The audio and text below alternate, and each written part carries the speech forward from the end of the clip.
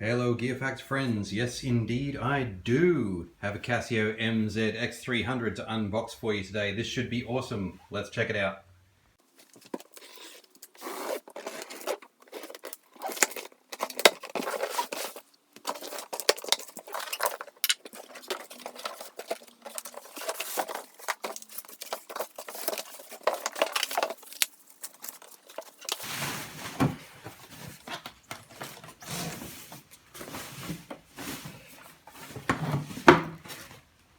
There's nothing like the shine of brand new gear. Sheet music stand.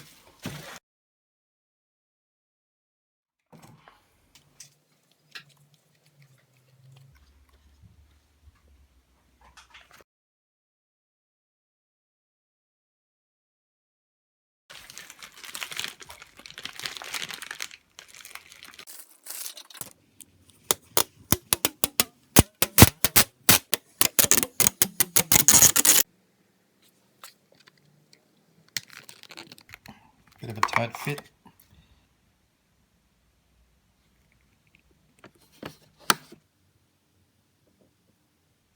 Cool. Okay. We start off with our piano sound.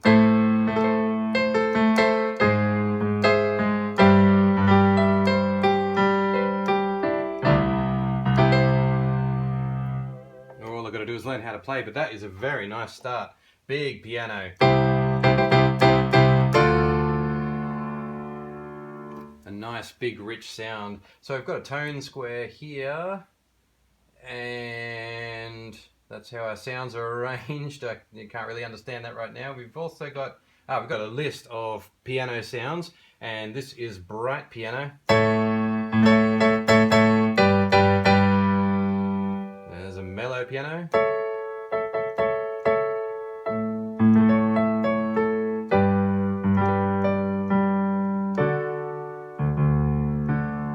Nice. A pop piano. I guess that's for your kind of house riff type things.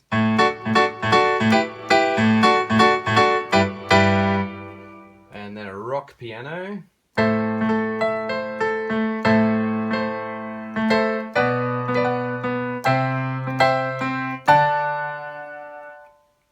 Okay, dance piano, and it goes on. Well, that one's got a nice sharp tail. Then there are organ sounds, of course, and there are pages of them. We've got 8 organs on this page, and then I can scroll through 7 more. So let's choose one at random. Pipe organ 1. I probably wouldn't worry too much about that one, but let's try something a bit more rock. 70s organ.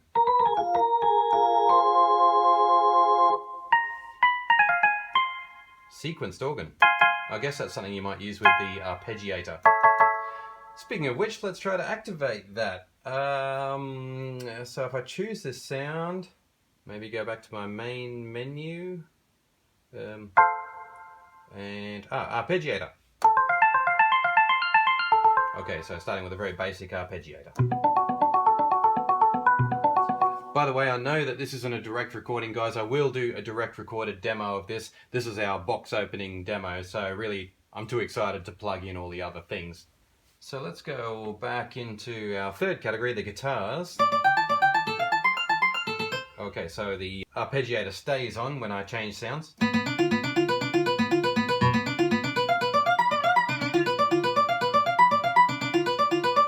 Okay, looks like the dynamic controls are not yet set up to do anything. And I'll switch that Arpeggiator off again because we're going to have a listen to some strings. Hang on, I've gone wrong. Alright, there we are, Arpeggiator. And somehow I've ended up back on piano. So strings. Okay.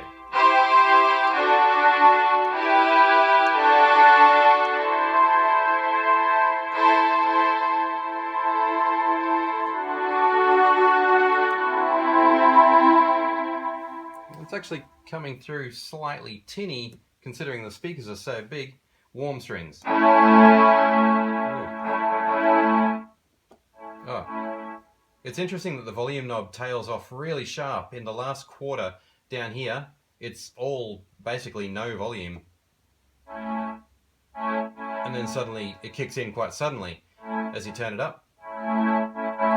So yeah, a little bit of a, well, two criticisms there. Speakers not quite giving the oomph that I would have hoped, and also this dial not sort of following the volume track properly. I suspect that if I turned it up to maximum though, it would be really loud. I think it's 10 watts per side, so not massive wattage in its own right, but straight into your face, that's pretty loud. We have pizzicato.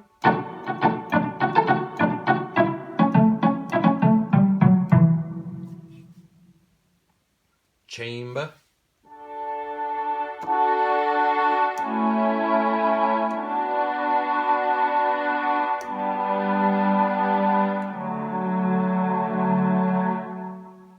Very nice. I have reviewed some of the Casio keyboards lately that have the AIX sound system, and I have to say I was more impressed out of the box when I tried that, like the CTX700 for example, and I've also reviewed the CTX300. They were both really impressive straight out of the box. I guess the sounds weren't as changeable because this is a full synthesizer.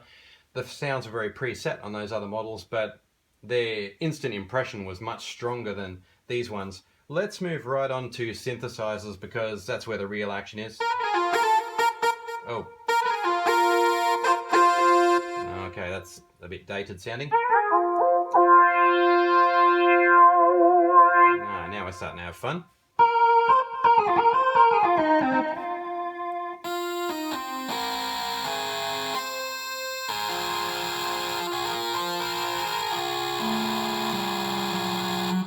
All out of key there, sorry about that.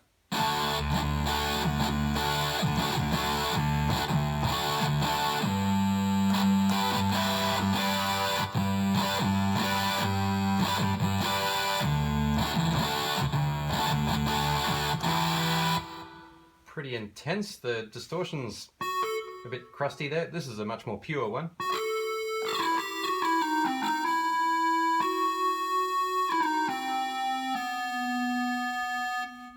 Quite nice. 17 pages of synth sounds. VA synth. I don't know what this is.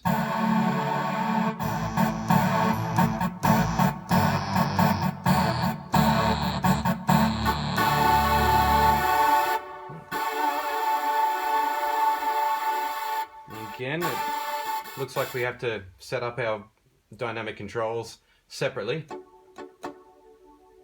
A nice soft one.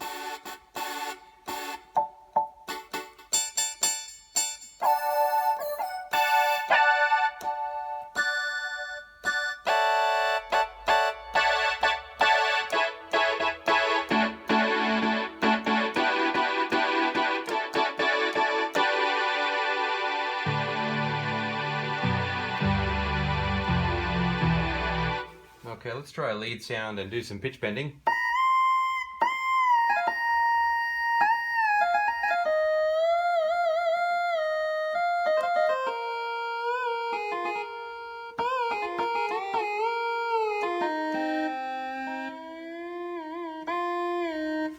Again, the playing's not really doing it any justice, but I don't know. I'm finding these sounds a little bit uninteresting is the only word I can find.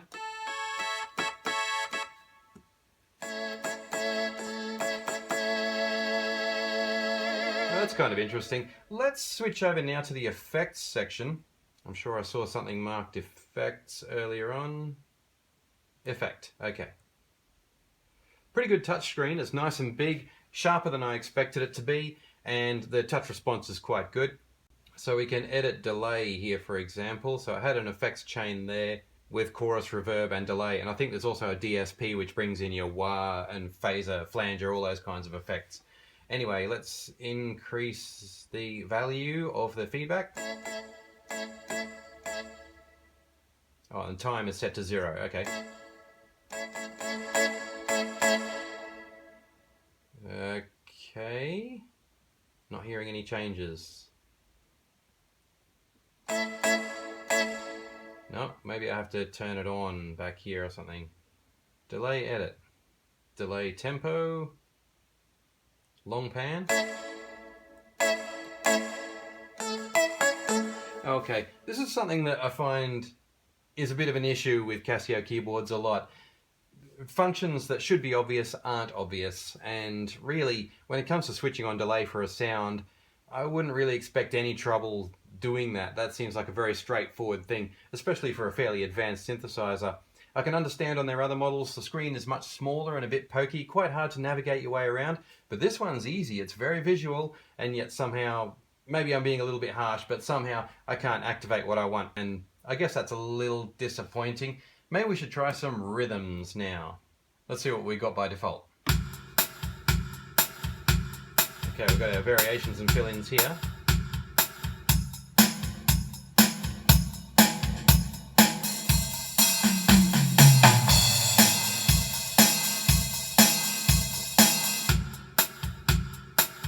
Okay, well I must say that does sound very realistic. I mean, it's not an interesting beat, but it's very realistic.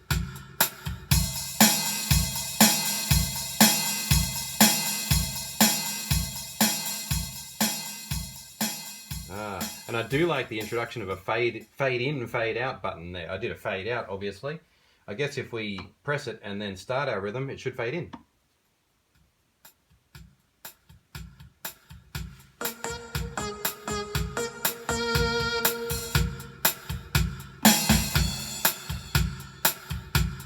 Stop. Yeah, that works pretty well. That's a good dynamic feature. Okay, I know I'm running through this really quickly, but like I said, this is just unboxing. We're not familiarizing ourselves with everything about this keyboard.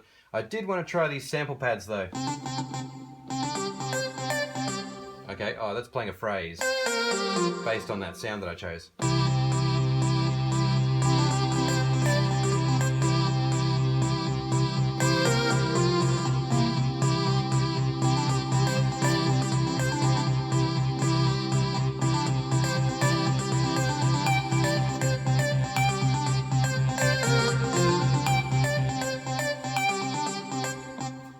That's pretty cool. You can load little MIDI files into each of these to do nice little loops like that that are based on the sounds that you choose.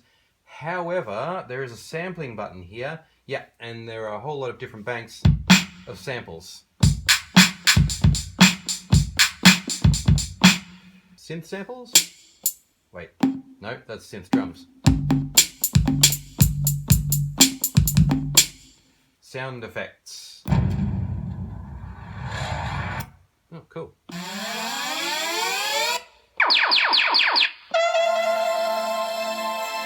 Ah, see, those are the kinds of sounds that I would have been hoping for as soon as I powered the thing up.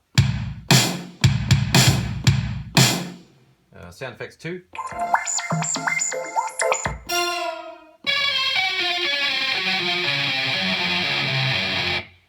I recognize that one from the Casio XWPD1 sampler. Yeah, it's a pretty cool sample. And sound effects 3. Oh, what? Generic percussion things from the general MIDI set there. Scratch.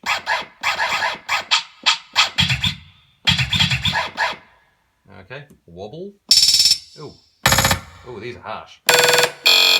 Okay, that is bringing more out of the speakers. Vintage. Ah, 8-bit.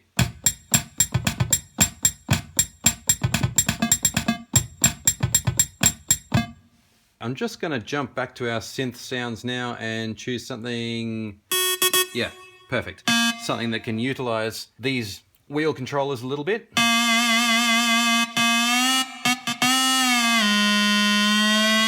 That pitch bend is smooth as anything.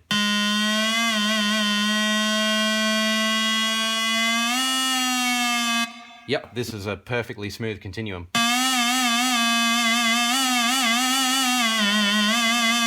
Excellent. Over here we got the drawbars for the organ setup. Okay, nothing seems to be activating there. Let's try going to organ. Maybe, here we go.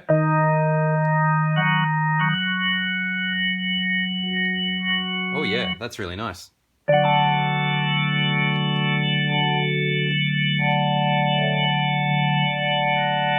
Okay, so for you people who really know how to get the most out of organ sounds, this could be a whole lot of fun.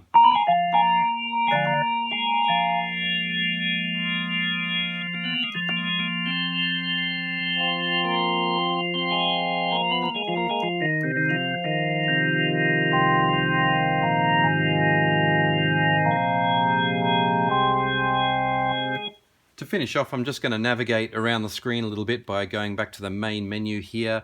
2 pages of effects controls, MIDI recorder, so that's our sequencer, audio recorder. You can sample directly into this keyboard. Note that you can only use the 4 sample pads though. You can't apply a sample pad chromatically to the key bed. You can only use these little guys here. Music presets, I'm pretty sure, are just instant setups for whatever style or genre of music you're going to play. System setting, that's all your utility options. Controller, I guess that would probably set up, yeah, the functions of knob 1, knob 2, and so on. So you can set your cutoff and resonance and, I don't know, volume or something there any way you like. And again, 2 pages of options there. This is all very easy to navigate too. Where were we? Okay, so controller, mixer for our 16-track sequencer, I think it is. MIDI utility controls. Media here presumably allows you to read and write from USB and format your USB stick, that kind of thing. Arpeggiator, that's where you can change your arpeggiator pattern. I think there's something like 110 arpeggio patterns to choose from. Registration, where you save all your setups. Equalizer, master equalization for the entire sound of the keyboard. And pad, that would be setting up what the individual pads do. They can run samples or sequences, as I showed you before. So my overall first impression, yeah, it's pretty good. I have to say I'm not quite as blown away as I hoped to be, other than some of the sounds that are contained within these pads. The drums, they did sound impressive, but a little unimaginative. It didn't really take me any further than other current Casio models. I did like the quality of all these dynamic controls here. That was all excellent. The speakers, yeah, they didn't exactly let the side down, but they failed to impress as well. Let's take a look at what's on the back. No mind-blowing surprises. We've got our usual ins and outs. There are microphone and line-in stereo sockets there for your sampling. 2 pedal controllers are available. Left and right line in and out. We saw a little bit earlier there over on the right. MIDI in and MIDI out. I love that. Casio is still including the classic MIDI in out ports as well as USB. Speaking of USB, there is a memory stick slot here on the right-hand side. That's a great little feature because it's very accessible, and through that you can load samples, sequences, and you can back up the whole system. That concludes my unboxing demo of the Casio MZ-X300. Yes, I'm not blown away yet, but I will do a proper full demo of it and give you some direct recordings as well. So thanks for watching Gear Facts, guys, and in the meantime, please like, comment, or subscribe. I'll see you on the next one. It should be good.